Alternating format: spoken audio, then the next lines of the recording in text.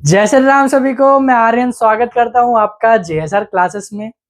तो बच्चों, आपने 9th क्लास अच्छे से पढ़ी और पास हो गए आप। तो अब आ गई है आपकी 10th क्लास, बोर्ड की क्लास। टेंशन वाली बात नहीं है, जैसे आपने 9th पास करी ऐसे ही 10th भी पास कर लो। बस खुद पे कॉन्फिडेंस रखना है और डेली प्रैक्टिस करनी है, डेली पढ़ना है। ठीक है, ये नहीं कि पेपर आने से 2 दिन पहले पढ़ोगे पास हो जाओगे। पास होना एक अलग बात है, आपकी स्किल्स को डेवलप करना एक अलग बात। ठीक है, तो सिलेबस की बात करूं तो आपका सिलेबस 9th की तरह इतना चेंज नहीं हुआ। थोड़े बहुत चेंजेस आए होंगे, तो वो इतने चेंजेस बड़े नहीं है। ठीक है, जो आपके चैप्टर्स हैं वो वही चैप्टर्स है जो प्रीवियस ईयर 10th के थे, वही चीज आपको पढ़नी पड़ेगी। और जो 9th का सिलेबस चेंज हुआ है वो मैंने बता दिया कि वो जो चैप्टर्स हैं वो सिर्फ हमारे लिए चेंज हुए हैं, क्योंकि हमें पढ़ानी है नई चीज।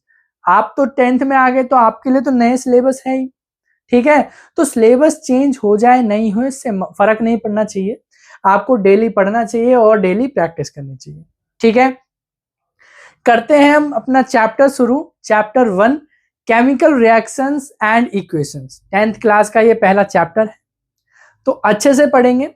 इस चैप्टर को पढ़ने से पहले मैं आपको एक सजेशन देना चाहता हूं, रिकमेंडेशन है एक, कि जब आप इस चैप्टर को शुरू कर रहे हो तो आपको 9th क्लास की थोड़ी बहुत चीजें आनी चाहिए।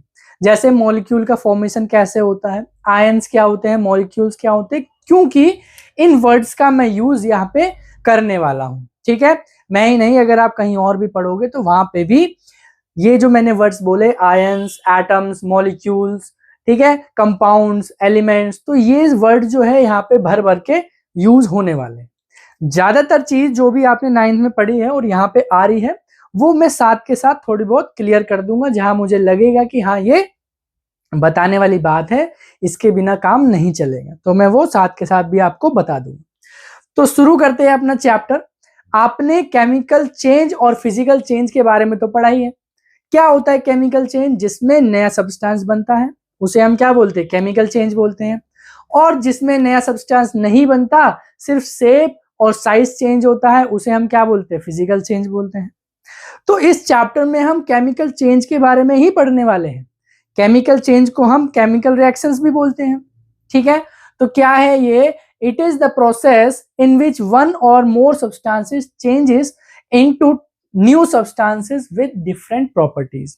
आपको पता है जब केमिकल चेंज होता है तो नया सब्सटेंस बनता है, तो उनकी प्रॉपर्टीज भी क्या होती है? अलग होती है, जिससे वो बने। तो यहाँ पे वही लिखा है, ऐसी प्रोसेस है जिसमें एक या एक से ज्यादा सब्सटेंस जो है वो नई चीजों में बदल जाते हैं, और उनकी जो आइडेंटिटी होती है या फिर प्रॉपर्टीज जो होती है वो अलग हो जाती है। ठीक है, उसे ही हम बोलेंगे केमिकल रिएक्शन। आपकी डेली लाइफ में केमिकल रिएक्शन आपको कहां कहां देखने को मिलता है? पहला तो दूध का दही में बदलना, ये भी केमिकल रिएक्शन है। वहां पे लैक्टोबैसिलस बैक्टीरिया है, वो क्या करते हैं? दूध को कर्ड में, दही में कन्वर्ट कर देते हैं, ये केमिकल रिएक्शन है। लोहा देखोगे आप, अगर मॉइस्चर वगैरह वहां पे लग जाता है तो लोहा में जंग लग जाती है। ठीक है, तो वो भी केमिकल रिएक्शन है, यानी rusting of iron is a chemical reaction. ठीक है, जब सब्जी गलती है या सड़ती है या डिकम्पोज होती है तो वो भी केमिकल रिएक्शन है। आप रेस्पिरेशन के बारे में जानते हो, जब ऑक्सीजन की प्रेजेंस पे हमारी जो बॉडी के सेल है वे क्या करते हैं? ऑक्सीजन यूज करके एनर्जी प्रोवाइड कराते हैं, तो वो भी क्या है? Respiration is also a chemical reaction. तो आपकी डेली लाइफ में बतेरी सारी आपको केमिकल रिएक्शंस देखने को मिलेगी। तो ये तो हो गए डेली लाइफ में। अगर आपसे बोला जाए कि कोई सब्सटेंस चेंज हो रहा है, तो आपको आइडेंटिफाई करना है कि ये केमिकल रिएक्शन है या नहीं। तो इसे जानने के लिए ये कुछ चीजें हैं, ये इंडिकेशन देती है कि हाँ केमिकल रिएक्शन हो सकती है। जैसे चेंज इन स्टेट, स्टेट में चेंज हो जाता है, जैसे लिक्विड है, गैस है, सॉलिड है, इनमें क्या होते हैं? चेंजेस हो जाते हैं। लिक्विड है तो हो सकता है गैस भी बन जाए, गैस है तो लिक्विड भी बन जाए, सॉलिड है तो गैस बन जाए। तो ये क्या है? स्टेट चेंज हो रहे हैं। चेंज इन कलर, कलर में चेंजेस आ जाते हैं, जैसे व्हाइट है तो वो येलो बन सकता है। ठीक है, तो कलर चेंज हो सकता है वहां पे। इवोल्यूशन ऑफ गैस, गैस वहां पे आपको देखने को मिल सकती है। ठीक है, चेंज इन टेम्परेचर, टेम्परेचर भी आपको वहां पे चेंज नजर आएगा। ठीक है, तो ये क्या करते हैं, इंडिकेशन देते हैं कि केमिकल रिएक्शन हुआ है। सीआर मतलब यहाँ पे केमिकल रिएक्शन। ठीक है, अब ये कुछ एक्टिविटी है आपकी बुक में ही। पहली है बर्निंग ऑफ मैग्नीशियम रिबन। जब मैग्नीशियम की रिबन को हम जलाते हैं ऑक्सीजन की प्रेजेंस में, तो क्या होता है, मैग्नीशियम ऑक्साइड बनता है। क्या बनता है, मैग्नीशियम ऑक्साइड। मैग्नीशियम ऑक्साइड ही आपका व्हाइट पाउडर होता है। ठीक है, तो यहाँ पे क्या देखने को मिला, जो मैग्नीशियम एक एलिमेंट है, धातु है, वो चेंज हो गया।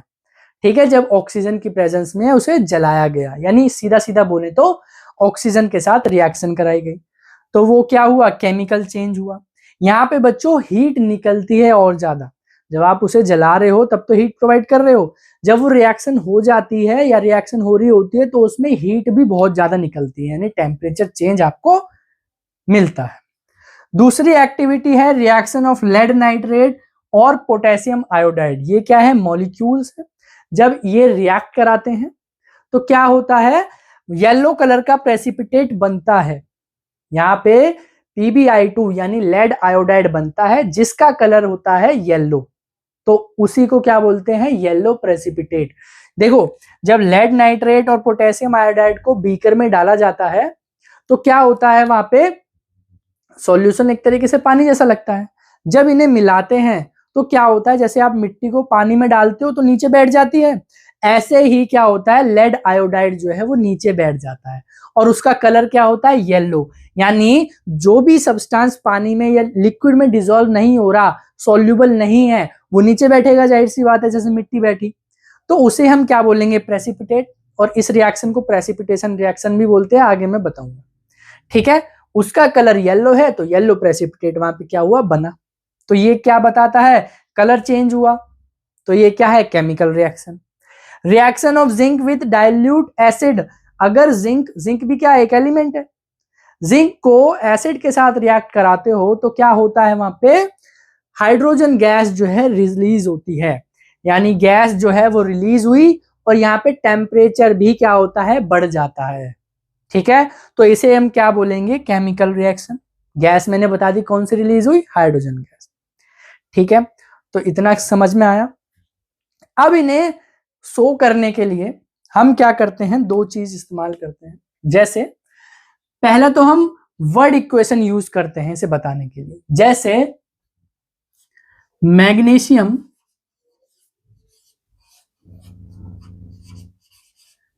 ऑक्सीजन के साथ रिएक्ट करती है, मैंने बताया ना, ऑक्सीजन की प्रेजेंस में ही तो आग लगती है, तो इसे हम क्या बोलते हैं, ऑक्सीजन के साथ रिएक्ट करा रहे हैं।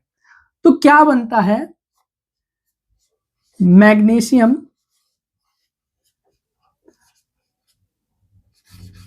ऑक्साइड बनता है। ठीक है, तो ये हो गया तरीका वर्ड इक्वेशन। अच्छा, मैंने यहां पे O2 लिख दिया सीधा, तो इसको मेरे को क्या लिखना है, ऑक्सीजन लिखना है, ऑक्सीजन। ठीक है, तो ये क्या है, आपका वर्ड इक्वेशन है। मैंने वर्ड के माध्यम से आपको बताया है कि क्या क्या हुआ यहाँ पे, कि मैग्नीशियम ने ऑक्सीजन के साथ रिएक्शन करी और मैग्नीशियम ऑक्साइड रिलीज हुआ, मतलब बना। यहाँ पे हीट भी निकली, एनर्जी भी निकली, तो मैं यहाँ पे प्लस हीट लिख देता हूं। ठीक है, यानी टेम्परेचर चेंज हुआ है वहां पे। अभी आप यहाँ पे देखो कि हमने क्या किया, मैग्नीशियम को ऑक्सीजन के साथ रिएक्ट कराया, तो ये बना आपका प्रोडक्ट। लेफ्ट हैंड साइड को हम बोलेंगे रिएक्टेंट, यानी कि मैग्नीशियम और ऑक्सीजन जो है वो रिएक्टेंट है। क्या है बच्चों, रिएक्टेंट, जो रिएक्ट कर रहे हैं। ठीक है, रिएक्टेंट है। और जो आपका बन रहा है राइट हैंड साइड में, उसे हम बोलते हैं प्रोडक्ट। क्या बोलते हैं, प्रोडक्ट। ठीक है, कोई भी चीज अगर राइट हैंड साइड में लिखी है यानी बन रही है, तो उसे हम क्या बोलेंगे, प्रोडक्ट बोलेंगे। ठीक है, अब ये हो गया वर्ड में लिखने का तरीका, कि वर्ड से आप पहचान रहे हो कि क्या क्या हुआ। अब इतनी बड़ी बड़ी रिएक्शंस होती है, इनको आप लिखने बैठोगे तो बहुत टाइम वेस्ट होगा। तो साइंस ने क्या किया, इसको छोटा कर दिया। कैसे, इनको आप रिप्रेजेंट करो इनके सिंबल से। आपने पिछली क्लास में सीखा होगा सिंबल्स की, हर एलिमेंट्स को कुछ सिंबल से हम आइडेंटिफाई करते हैं। जैसे एल्युमिनियम को Al, ऑक्सीजन को O, हाइड्रोजन को H, हीलियम को He, ये आपने सीखा था, है ना। तो ऐसे ही हम क्या करेंगे, इनको इक्वेशन में कन्वर्ट कर देंगे सिंबल के साथ। जैसे मैग्नीशियम को बोलते हैं Mg, ऑक्सीजन के साथ रिएक्शन हो रही है यानी O2, मैग्नीशियम ऑक्साइड बन रहा है यानी MgO, ठीक है। तो यहां पे मैग्नीशियम ऑक्साइड बन रहा है। अब ये बना कैसे, आपको पता है मॉलिक्यूल फॉर्म कैसे होते हैं। जैसे Mg जो है वो ऐसे सिंगल फॉर्म में नहीं मिलता, वो लैटिस फॉर्म में होता है, ठीक है, यानी कि बड़े बड़े उनके स्ट्रक्चर्स होते हैं, उनमें रहता है। तो ये जो एक एलिमेंट है, एक एटम है, ये ऐसे सिंगल एग्जिस्ट नहीं करता, ये मिलता है आपको Mg+2 में, ठीक है, Mg+2 में, यानी मैग्नीशियम में 2 इलेक्ट्रॉन की कमी है, ऐसे बनता है।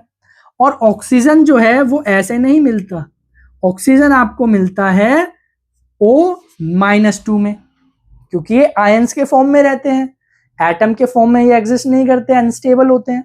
तो ये मैग्नीशियम क्या करता है, 2 इलेक्ट्रॉन हटा देता है, और ऑक्सीजन क्या करता है, 2 इलेक्ट्रॉन गेन कर लेता है, अपने पास ले आता है, जिससे इनके जो ऑक्टेट वगैरह है ये स्टेबल हो जाती है। 9th क्लास में आपने पढ़ा था। अब मॉलिक्यूल फॉर्मेशन के लिए क्या करोगे आप, इसको यहां ले जाओ और इस वाले को यहां ले जाओ, तो क्या बनेगा, MgO, ठीक है। 2 बनता है, उसे काट देते हैं हम, ठीक है। तो ये बना आपका, तो ये क्या हो गया, केमिकल इक्वेशंस हो गई, लेफ्ट हैंड साइड और राइट हैंड साइड, ठीक है। आपको पता चल रहा है मैग्नीशियम ऑक्सीजन के साथ रिएक्ट करके मैग्नीशियम ऑक्साइड बना रहा है। अब दूसरा एग्जांपल यही ले लो, lead nitrate plus potassium iodide. तो लेड होता है आपका Pb, nitrate NO3 whole twice. जो बच्चों ब्रैकेट में डालने के बाद यहां पे 2 लगता है, इसका मतलब नाइट्रेट का होल ट्वाइस है, ठीक है। इसका फॉर्मेशन कैसे हुआ, Pb+2 में होता है और नाइट्रेट जो है NO3 -1 में होता है। अब ये जाएगा यहां पर और ये 2 आएगा यहां पर, तो क्या बनेगा, PbNO3 होल ट्वाइस, ठीक है। क्रॉस मल्टीप्लाई कर देते हैं हम, आया समझ में। तो ये बना। पोटेशियम आयोडाइड क्या होता है, पोटेशियम को बोलते हैं K, तो KI, ये हो गया पोटेशियम आयोडाइड, ठीक है। ये दोनों क्या कर रहे हैं, रिएक्ट करा रहे हैं। अब अगेन ये कैसे बना, इसके लिए K ये +1 में रहता है और I -1 में, तो ये KI बन गया, ठीक है। जब ये रिएक्ट कराते हैं, आपस में रिएक्शन होती है इनकी, तो क्या बनता है, PbI2 प्लस पोटेशियम नाइट्रेट यानी KNO3। अब अगेन यहां पर देखो, Pb +2 है और यहां -1 है, तो यानी ये 1 इससे मल्टीप्लाई होगा Pb और ये 2 इससे मल्टीप्लाई होगा 2, तो PbI2 हो गया। और पोटेशियम नाइट्रेट कैसा है, ये +1 है, ये -1 है, तो ये इससे मल्टीप्लाई, ये इससे मल्टीप्लाई, मतलब 1 1, तो यानी KNO3, ऐसे बन गया ये कंपाउंड। तो ये बना। अब येलो प्रेसिपिटेट किसका आया था, इसका, तो हम ऐसे एरो लगा देते हैं जिससे हमें पता चल जाए कि प्रेसिपिटेट किसका हुआ, PbI2 का, ठीक है, यानी इनसॉल्युबल है ये, ठीक है। तीसरा एग्जांपल है जिंक प्लस, मैंने बताया डाइल्यूट एसिड से रिएक्ट कराना है, मैं यहाँ पे क्या कर रहा हूं, हाइड्रोक्लोरिक एसिड से रिएक्शन करा देता हूं। तो क्या बनेगा आपका, ZnCl2 प्लस हाइड्रोजन गैस। अब ये गैस है तो मैं इसको ऊपर की तरफ कर देता हूं क्योंकि हवा में निकलेगी, ठीक है। ZnCl2 कैसे बना, Zn+2 और Cl -1, तो ये यहां और ये यहां, तो ZnCl, ठीक है। तो ये बना। अब मैं यहां पे इसकी जगह H2SO4 यानी सल्फ्यूरिक एसिड लूं तो क्या बनेगा, इसको मैं यहां लिख देता हूं ब्रैकेट में, ZnSO4 प्लस हाइड्रोजन गैस, यानी मेटल की अगर एसिड के साथ रिएक्शन कराएं तो हाइड्रोजन गैस रिलीज होती है। ठीक है, वो अगले चैप्टर में एसिड एंड बेस में आप सीखोगे। तो ZnSO4 कैसे बना आपका, Zn+2 SO4 2 नेगेटिव। अगर 2 यहां गया, ये यहां गया, दोनों सेम है, दो तो कट जाएंगे, तो क्या बनेगा ZnSO4। ठीक है, तो ये ऐसे होती है क्या, मॉलिक्यूल की फॉर्मेशन, और ये इक्वेशन है केमिकल इक्वेशन, जिसे हम शो करते हैं कि हुआ क्या।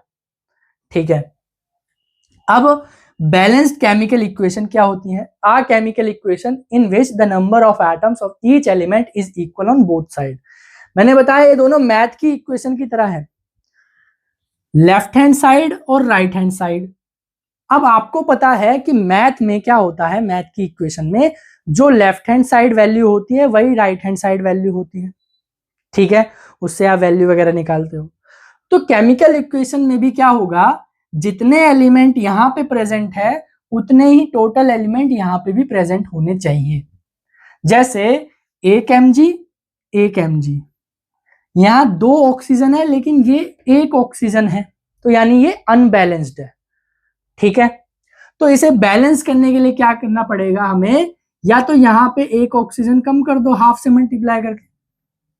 ठीक है, हाफ से मल्टीप्लाई करके आपने क्या किया, 1 ऑक्सीजन कम कर दिया, यानी 1 ऑक्सीजन यहां और 1 ऑक्सीजन यहां, ये बैलेंस हो गया। ठीक है, अभी आगे बताऊंगा कैसे करते हैं बैलेंस, अभी तो ये बस एग्जांपल के लिए बताया। ठीक है, तो ये आपका बैलेंस हो गया। अब सवाल आता है हमें बैलेंस करने की जरूरत क्यों है। आपने 9th क्लास में पढ़ा है लॉ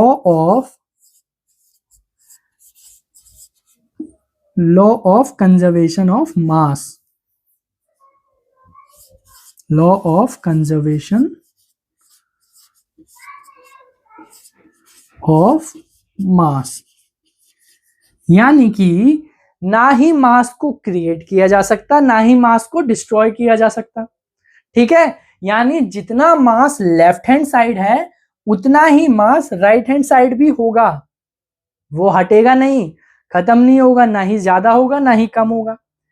तो इन एलिमेंट का क्या है, मास है कुछ ना कुछ। तो अगर इन एलिमेंट को हम इक्वल कर दें लेफ्ट और राइट, तो यानी कि मास भी इक्वल हो जाएगा। सही सी बात है।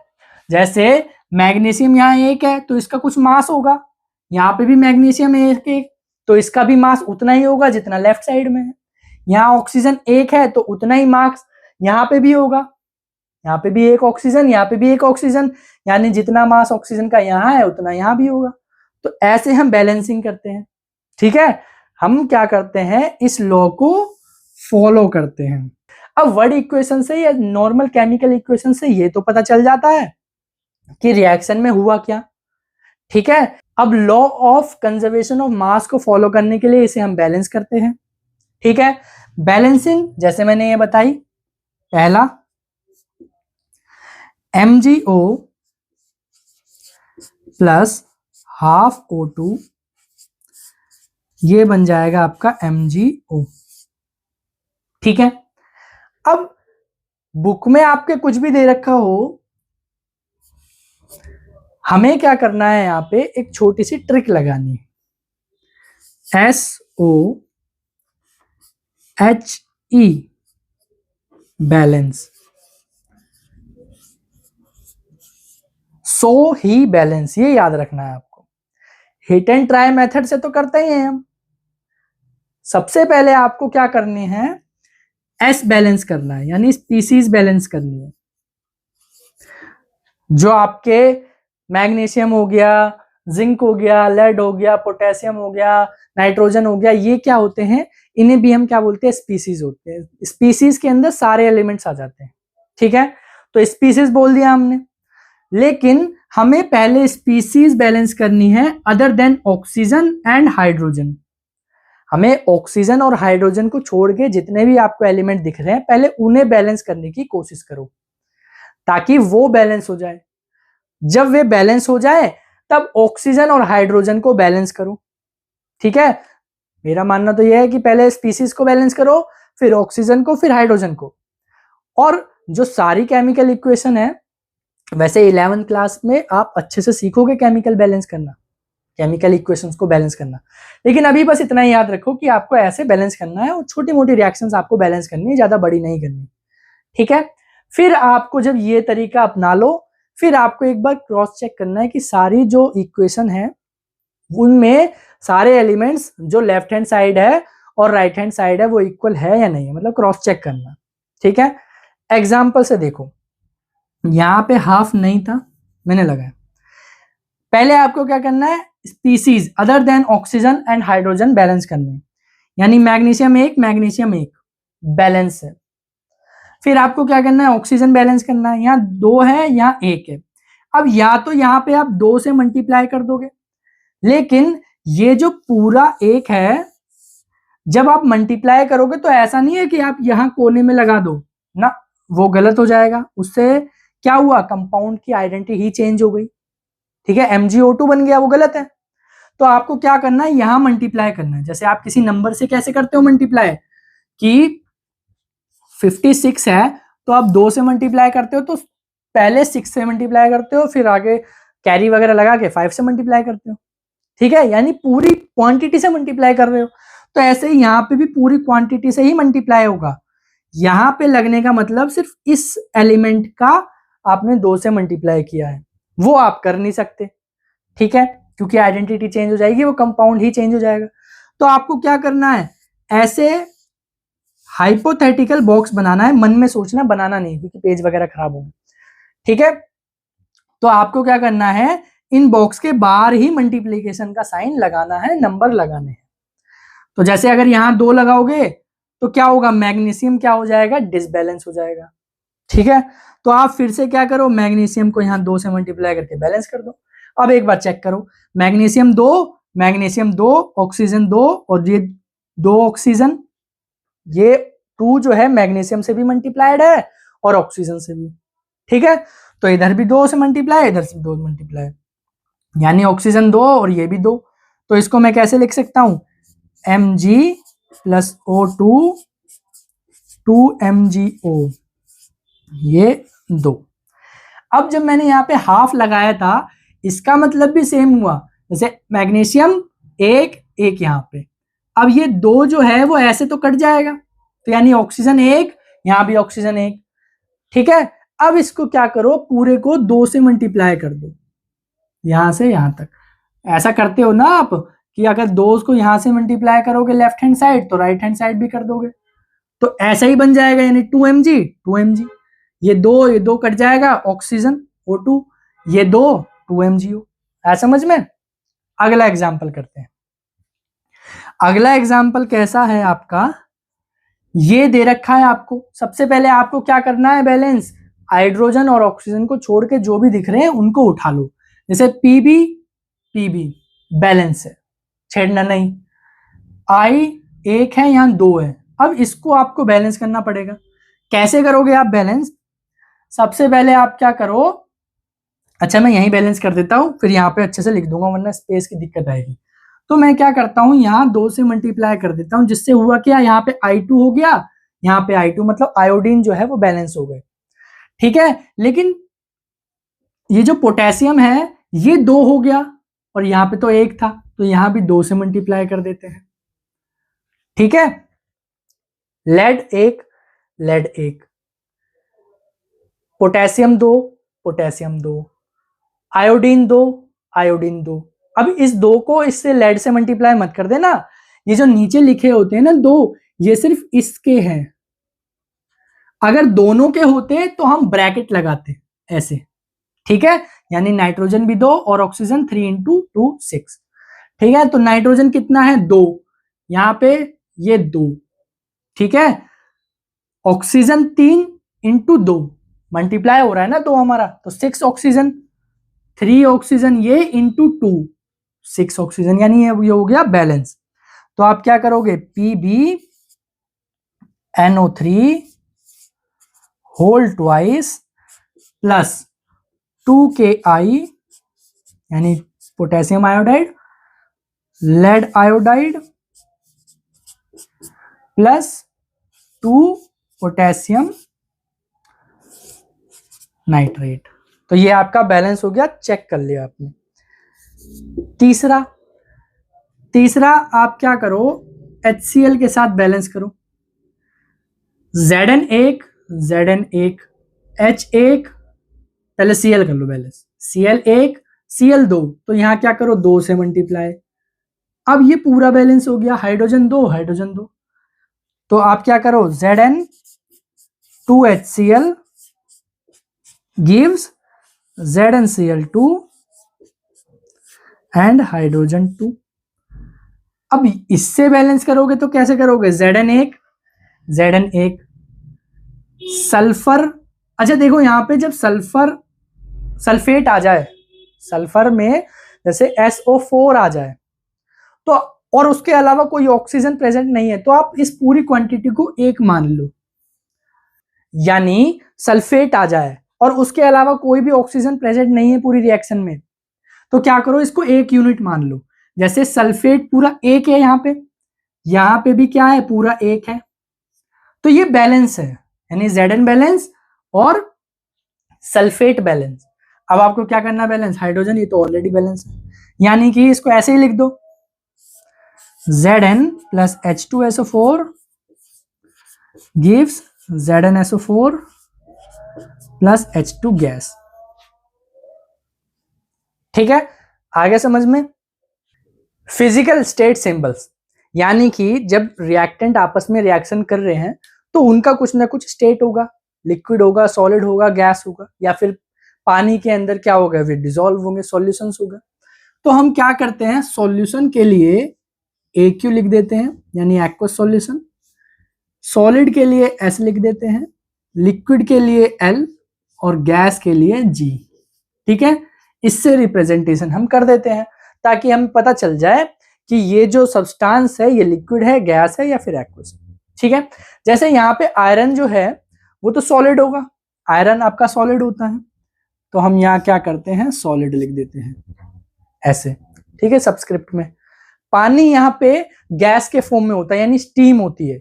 जब आयरन को स्टीम के साथ रिएक्ट कराते हैं तो क्या बनता है, आपका मैग्नेटाइट बनता है, यानी Fe3O4 बनता है। ये आपका सॉलिड होता है और ब्लैक कलर का होता है। ठीक है, मैं लिख देता हूं, ये ब्लैक है और सॉलिड मैंने लिख ही दिया है। ये आपका क्या है, मैग्नेटाइट।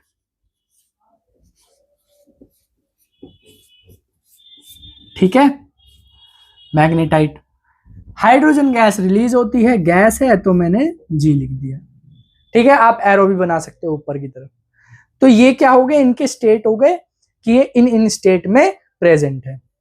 अब कुछ रिएक्शन कंडीशन होती है, यानी कि टेम्परेचर, प्रेशर, कैटलिस्ट, सनलाइट, इनकी क्या प्रेजेंस में रिएक्शन होती है। मतलब अगर आप 2 रिएक्टेंट को रख दोगे तो आपस में रिएक्ट हो भी सकती है, नहीं भी। कुछ कंडीशन होनी पड़ेगी वहां पे जिससे वो आपस में रिएक्ट कर जाएं। जैसे अगर आप हीट प्रोवाइड करोगे तभी वो रिएक्ट करें। जैसे मैग्नीशियम को क्या किया था आपने, जलाया था। ठीक है, तो कुछ ना कुछ कंडीशन प्रोवाइड करी थी आप। तो यहाँ पे कंडीशंस क्या क्या हो सकती है, टेम्परेचर हो सकता है, हीट बढ़ा दो, प्रेशर हो सकता है कि प्रेशर डाल दो आप जिस प्रेशर पे वो रिएक्ट कर जाए। अलग अलग होती हैं, जैसे किसी रिएक्शन की कम प्रेशर पे रिएक्शन हो जाती है, किसी की ज्यादा। कैटलिस्ट, यानी कुछ रिएक्शन स्लो होती हैं, कैटलिस्ट की मदद से क्या होता है, वो रिएक्शन फास्ट हो सकती है। यानी कैटलिस्ट क्या करता है, एक हवलदार है, हवलदार जैसे कैदियों को 2 डंडे मार के जल्दी जल्दी काम कराता है, ऐसा ही कैटलिस्ट है। कैटलिस्ट क्या करता है, खुद तो कुछ नहीं करता, वो क्या करता है, रिएक्टेंट को फास्ट रिएक्ट कराने में हेल्प करा देता है। यानी रिएक्शन जो पहले धीरे हो रही थी उसे वो तेज कर देता है। कुछ कैटलिस्ट ऐसे भी होते हैं जो रिएक्शन को स्लो भी कर देते हैं। ठीक है, उन्हें नेगेटिव कैटलिस्ट बोलते हैं। तो ज्यादा डीप में आपको जाना नहीं है। कैटलिस्ट क्या है, वो सब्सटेंस जो रिएक्शन को तेज करा दे, आपको यही याद रखना है। सनलाइट, कुछ कंडीशन ऐसी भी है जैसे सनलाइट या किसी अलग फॉर्म में एनर्जी हम प्रोवाइड करते हैं जिससे रिएक्शन हो जाती है। जैसे सनलाइट फोटोसिंथेसिस में हेल्प होती है सनलाइट की, आपने छोटी क्लास में पढ़ा है। इलेक्ट्रिसिटी से हम क्या कर सकते हैं, पानी को ब्रेक कर सकते हैं, वो भी क्या है, केमिकल रिएक्शन है। ठीक है, तो वहां पे क्या हुआ, इलेक्ट्रिकल एनर्जी लगी, यानी डिफरेंट टाइप की फॉर्म ऑफ एनर्जी लगती है जिससे क्या होता है, रिएक्शन हो जाती है। कुछ कंडीशंस है, जैसे सनलाइट का मैं एग्जांपल दूं तो कार्बन डाइऑक्साइड गैस के फॉर्म में प्लस पानी H2O लिक्विड के फॉर्म में, सनलाइट की प्रेजेंस में C6H12O6 बनता है। ये आपका एक्वस है, यानी पानी के अंदर डिसॉल्व होता है ये, और बनता है आपका ऑक्सीजन गैस। ठीक है, तो क्या हुआ यहाँ पे, सनलाइट की प्रेजेंस में कार्बन डाइऑक्साइड और पानी ग्लूकोज में कन्वर्ट हो गया और ऑक्सीजन गैस रिलीज हुई। अब यहां पर सनलाइट होना मस्ट था। जो पेड़ पौधे हैं वो सनलाइट के बिना क्या नहीं कर पाएंगे, फोटोसिंथेसिस। ये फोटोसिंथेसिस की रिएक्शन है, ध्यान दो, फोटोसिंथेसिस की रिएक्शन है। ठीक है, अब आगे मैं इलेक्ट्रोलिसिस भी पढ़ाऊंगा कि पानी में जब हम इलेक्ट्रिसिटी पास करते हैं तो क्या होता है, ये H2 और O2 में ब्रेक हो जाते हैं। ठीक है, तो ये क्या है, हमने इलेक्ट्रिसिटी पास कराई इनमें से, कैसे कराई वो आगे मैं आपको समझाऊंगा, अभी बस एग्जांपल लिख लो। दूसरी कंडीशन क्या है, कार्बन मोनोऑक्साइड गैस को जब आप रिएक्ट कराओगे हाइड्रोजन गैस से, वो भी 340 ATM पे यानी 340 एटमॉस्फेरिक प्रेशर पे रिएक्ट कराओगे तो आपका बनेगा CH3OH। ये आपका क्या है, मीथेनॉल है। क्या है, मीथेनॉल। ठीक है, अब ATM क्या होता है, एटमॉस्फेरिक प्रेशर, यानी समुद्र के लेवल पे, सरफेस पे जो भी एटमॉस्फेयर का प्रेशर रहता है उसे हम बोलते हैं एटमॉस्फेरिक प्रेशर। 1 ATM में 1.01 इंटू 10⁵ पास्कल होता है। पास्कल क्या है, ऐसा यूनिट है प्रेशर नापने की। ठीक है, अब क्वेश्चन पे बढ़ लेते हैं। Why should a magnesium ribbon be cleaned before burning in air. हमने देखा था कि मैग्नीशियम को जब हम ऑक्सीजन के साथ रिएक्ट कराते हैं तो मैग्नीशियम ऑक्साइड बनता है, लेकिन मैग्नीशियम को रिएक्ट कराने से पहले हम क्या करते हैं, उसे क्लीन करते हैं। क्यों, देखो ऑक्सीजन जो है वो हमारे एनवायरनमेंट में भी प्रेजेंट है, तो मैग्नीशियम इंतजार करेगा कि आप कब जलाओगे उसे। मैग्नीशियम यहाँ पे जो है वो रिएक्टिव मेटल है, तो वो आसपास के ऑक्सीजन के साथ भी रिएक्शन कर लेगा, तो क्या बन जाएगा, मैग्नीशियम ऑक्साइड। तो यानी अगर ये मैग्नीशियम है तो ये आसपास जो इसके चारों तरफ जो लेयर है वो क्या करेगा, ऑक्सीजन के साथ रिएक्शन करेगा और इसके ऊपर एक मैग्नीशियम ऑक्साइड की लेयर बना देगा। अब ये मैग्नीशियम ऑक्साइड की जो लेयर बनी ये प्रोटेक्ट करेगा मैग्नीशियम को फर्दर रिएक्शन के लिए। तो यानी जब आप जलाओगे तो अच्छे से रिएक्शन नहीं मिलेगी, यानी ऑक्सीजन के साथ रिएक्शन कराना चाहोगे तो अच्छे से रिएक्शन नहीं बनेगी, है ना। तो हम क्या करते हैं, इसे पहले क्लीन करेंगे ताकि मैग्नीशियम ऑक्साइड हट जाए और हमारी जो रिएक्शन है वो परफेक्टली आ जाए। ठीक है, तो ये इसका आंसर था। अब ये 5 क्वेश्चन है जो बैलेंसिंग के ऊपर बेस्ड है, थोड़ी सी प्रैक्टिस हो जाएगी। पहला क्या कह रहा है, हाइड्रोजन को क्लोरीन के साथ रिएक्ट कराएंगे तो हाइड्रोजन क्लोराइड बनेगा। तो इसको पहले तो आप क्या करो, इक्वेशन में कन्वर्ट करो। हाइड्रोजन जो है वो डायटोमिक होता है, यानी अकेले नहीं रहता, 2 एटम एक साथ रहते हैं यानी H2। क्लोरीन भी डायटोमिक रहता है Cl2। बन क्या रहा है आपका, हाइड्रोक्लोरिक एसिड यानी HCl। ठीक है, मॉलिक्यूल फॉर्मेशन पता ही है, Cl नेगेटिव होता है, H पॉजिटिव, तो क्या बनेगा, Cl HCl। ठीक है, अब इसमें क्या करना है, बैलेंसिंग। आपको सबसे पहले क्या करना है, हाइड्रोजन और ऑक्सीजन के अलावा जो एलिमेंट दिख रहे हैं उसको बैलेंस करो। Cl2 है यहाँ पे 1, तो इसको 2 से मल्टीप्लाई कर दो। हाइड्रोजन कितने हैं, 2, यहाँ 2, तो ये बैलेंस है। अब स्टेट की बारी आई तो ये गैस फॉर्म में होते हैं, ये भी गैस फॉर्म में होते हैं महाराज, और अभी जब गैस गैस से रिएक्शन हुई है तो ये भी गैस बनेगी, हालांकि HCl लिक्विड फॉर्म में भी होते हैं। ठीक है, अगला क्वेश्चन क्या कह रहा है आपका, बैरियम क्लोराइड और एल्युमिनियम सल्फेट जब आपस में रिएक्ट करेंगे या रिएक्शन करेंगे तो क्या बनेगा, बैरियम सल्फेट और एल्युमिनियम क्लोराइड। अब मैंने एरो के लेफ्ट साइड ही दोनों रिएक्टेंट रखे हैं और राइट साइड क्या रखे हैं, प्रोडक्ट रखे हैं। आपको भी ऐसा ही करना है। ठीक है, ऐसा मत कर देना ये एक लाइन में हो गया, फिर एरो यहाँ लगा के अगली लाइन में नीचे कर दो। ऐसा मत करना क्योंकि कंफ्यूजन होती है चेक करने में भी और आपको भी पढ़ने में कि रिएक्टेंट कौन से है, प्रोडक्ट कौन से है। ठीक है, तो ऐसा ही करना कि एरो के लेफ्ट साइड चाहे ऊपर नीचे हो कोई दिक्कत नहीं है, लेफ्ट साइड रिएक्टेंट रखने हैं, यानी लेफ्ट साइड रिएक्टेंट रखने हैं और राइट साइड प्रोडक्ट रखने हैं। ठीक है, तो यहाँ पे क्या बोला है, बैरियम क्लोराइड, यानी बैरियम क्लोराइड आपका कैसे बनता है, Ba पॉजिटिव टू क्लोरीन होता है Cl नेगेटिव, तो यानी यहाँ पे क्या बनेगा BaCl2 प्लस एल्युमिनियम सल्फेट यानी कि Al2SO4 का होल थ्राइस गिव्स, एल्युमिनियम जो है वो Al पॉजिटिव 3 में होता है और SO4 जो है वो 2 नेगेटिव में होता है या नेगेटिव 2 में होता है। ठीक है, तो क्रॉस मल्टीप्लाई कराओगे तो ये क्या बन जाएगा Al2SO4 होल थ्राइस। जब ये रिएक्ट कर रहे हैं तो क्या बन रहा है, बैरियम सल्फेट यानी BaSO4 प्लस आपका बन रहा है एल्युमिनियम क्लोराइड यानी AlCl3। ठीक है, दोनों L है, मैंने अलग अलग बना दिया, AlCl3। ठीक है, अब आपको क्या करना है, बैलेंसिंग। बैलेंसिंग के लिए बैरियम यहाँ एक, ठीक है, क्लोरीन 2 क्लोरीन 3, तो क्या करो आप यहाँ पे 3 से यहां मल्टीप्लाई करो, 2 से यहां मल्टीप्लाई करो, क्योंकि आप हटा तो नहीं सकते या फिर ऐसे ऐड नहीं कर सकते कि एक और Cl ऐड कर दो, ऐसा नहीं कर सकते, आपको सिर्फ मल्टीप्लाई कर सकते हो, 2 से कर दिया 3 से कर दिया, ऐसे ही आपको बैलेंसिंग करनी है। आप अपने तरफ से क्या कर नहीं कर सकते कि ऐड नहीं कर सकते। ठीक है, आपने कभी ऐसे कर दिया प्लस Cl कि एक और 4 हो गए, ऐसा नहीं करना, ये गलत हो जाएगा। ठीक है, तो ऐसा नहीं करना, आपको सिर्फ मल्टीप्लाई करना है इन कंपाउंड से। तो आपने 3 इधर मल्टीप्लाई कर दिया, 2 इधर कर दिया, क्यों, क्योंकि 3 2 जा 6 हो गया और 2 3 जा 6 हो गया। ठीक है, तो 6 क्लोरीन इधर 6 क्लोरीन इधर। अब आपका बैरियम फिर से बिगड़ गया, तो बैरियम यहां 3 है तो यहां भी 3 कर दो। ठीक है, एल्युमिनियम 2 है, एल्युमिनियम 2 हो गए, सल्फर 3 है, सल्फर 3 है, ऑक्सीजन 4 3 जा 12, ऑक्सीजन 4 3 जा 12 यानी बैलेंस। अब इसको ऐसे 1 यूनिट की तरह भी सॉल्व कर सकते थे, क्यों, क्योंकि सल्फेट है और बाकी जगह कहीं भी ऑक्सीजन नहीं है, तो बैलेंस हो गया ना सीधा।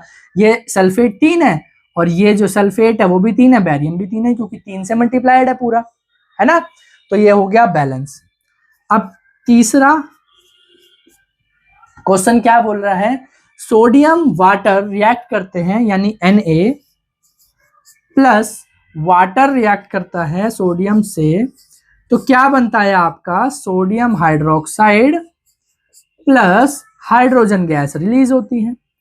अब यहां पे बैलेंसिंग करनी है, सोडियम 1, वाटर में हाइड्रोजन 2 है, हाइड्रोजन यहां 2 है, ऑक्सीजन तो बैलेंस है ना, इसलिए मैंने उसे इग्नोर कर दिया था। तो यहां पे क्या कर सकते हो आप, हाफ से मल्टीप्लाई कर सकते हो। ठीक है, हाफ से मल्टीप्लाई कर दिया। अब इसको क्या करना है, होल नंबर में कन्वर्ट करना होता है, इसलिए मैं क्या करता हूं, दोनों तरफ 2 से मल्टीप्लाई कर देता हूं, यानी ये 2 ये 2 ये 2 और यहां 2 से मल्टीप्लाई करोगे तो ये 1 हो जाएगा। ठीक है, तो 1 लिखने की जरूरत नहीं है। तो क्या हुआ, सोडियम 2, पानी के मॉलिक्यूल्स में ऑक्सीजन 2, हाइड्रोजन 4, 2 ये हाइड्रोजन 2 ये हाइड्रोजन 4। ठीक है, तो ये आपका सॉलिड है, ये लिक्विड है, ये आपका एक्वस है और ये आपका गैस है। ठीक है, अब फोर्थ क्वेश्चन में क्या बोला है, सॉल्यूशंस ऑफ बैरियम क्लोराइड यानी कि BaCl2 एंड सोडियम सल्फेट यानी कि Na2SO4 in water reacts to give insoluble barium sulphate, यानी जब ये रिएक्ट होते हैं, पानी इनके अंदर है, ठीक है, वो बता दिया, बैरियम सल्फेट यानी कि BaSO4 प्लस सोडियम क्लोराइड, ये आपका बनता है NaCl। ठीक है, अब ये जो वाटर वगैरह दिया है, इनका क्या यूज, ऐसे आपको दिया हुआ होगा और आपको रिएक्शन लिखनी होगी उनके स्टेट के साथ। जैसे सॉल्यूशंस ऑफ बैरियम क्लोराइड दिया है, यानी ये एक्वस है, ठीक है। And sodium sulphate in water दिया है, यानी ये भी एक्वस है, यानी पानी के अंदर है। इंसोल्यूबल बैरियम सल्फेट, यानी कि ये प्रेसिपिटेशन है, सॉलिड है, ठीक है। इंसोल्यूबल है, पानी के अंदर डिसॉल्व नहीं हो रहा। सॉल्यूशन ऑफ सोडियम क्लोराइड, यानी ये भी क्या है, एक्वस है। अब इसको बैलेंस करो, बैरियम एक, क्लोरीन को कर लो पहले, बैरियम एक, क्लोरीन 2, यहां 1, तो इसको 2 कर दो, ठीक है। मल्टीप्लाई करके ही आपको बैलेंस करना है। सोडियम 2, सल्फेट 1, ठीक है, क्योंकि उसके अलावा ऑक्सीजन कहीं प्रेजेंट नहीं है, तो हम SO4 को 1 यूनिट मान लेंगे यहां पे। अगर आपको वैसे भी बैलेंस करना है, क्योंकि सल्फर 1 है, सल्फर 1, O4 है, O4 है, बैलेंस, ठीक है। Fifth question, sodium hydroxide solution, यानी NaOH जो है उसका एक्वस है, सॉल्यूशन बोला है यहाँ पे। रिएक्ट विथ हाइड्रोक्लोरिक एसिड, यानी HCl, यानी ये भी क्या है, एक्वस है, क्योंकि सॉल्यूशन बोल दिया, hydrochloric acid solution. To produce sodium chloride, यानी कि NaCl एंड वाटर, अब ये क्या है, एक्वस है, क्योंकि वाटर के अंदर प्रेजेंट है, ठीक है। तो यहां पर बैलेंसिंग कैसे करोगे, सेम वही rule, sodium balance, Cl balance, 1H 2H और 1O बैलेंस, ये लिक्विड है, ठीक है। तो ये आपकी प्रैक्टिस हो गई। अब आगे क्या करेंगे, हम टॉपिक को आगे बढ़ाएंगे और जहां जहां आपकी इक्वेशन आएगी वहां बैलेंसिंग कर देंगे, और लास्ट में क्वेश्चंस की प्रैक्टिस करेंगे, बैलेंसिंग वगैरह, यानी पूरे चैप्टर की। तो वहां पे भी 2-3 क्वेश्चन या 4-5 जितने भी होंगे हम सॉल्व कर देंगे। इससे क्या होगा, आपका जो टॉपिक है वो दिमाग में घूमता रहेगा, चलता रहेगा, जिससे क्या होगा, एक तरीके से रिवीजन हो जाएगी। अब सारे क्वेश्चन मैं यही रिवाइज करा दूं, फिर आप पढ़ने वाले नहीं हो, बाद में क्या करोगे, आप भूल जाओगे। अगर आप हर दिन एक एक क्वेश्चन भी बैलेंस करते रहोगे तो भी आपके दिमाग में रहेगा वो, ठीक है। तो मिलते हैं नेक्स्ट वीडियो में, तब तक के लिए जय हिंद, जय भारत।